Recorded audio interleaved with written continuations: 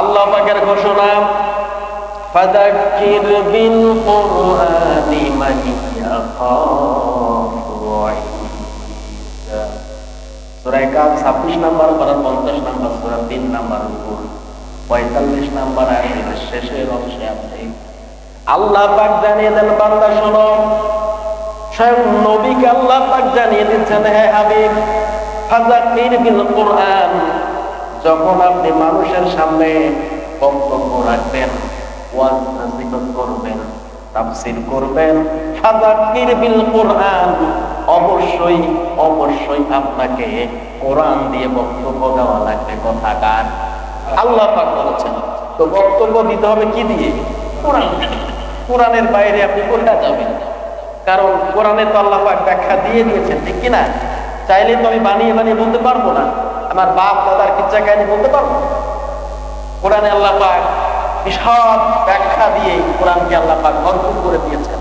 যত প্রশ্ন করেন না কেন, প্রশ্নের জবাব দেওয়ার জন্য কোরআন রেডি হয়ে আছে।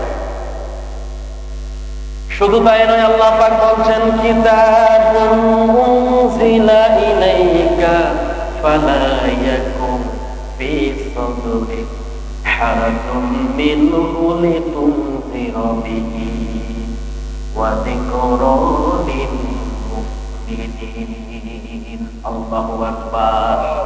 হে নবী, শুধু তাই নয়, কোরআন দিয়ে বক্তব্য দিলেই হবে না, আমি আল্লাহ পাক তোমাকে জানিয়ে দিচ্ছি কি কিতাব নাজিল করেছি, কিতাব আপনাকে আমি দিয়েছি।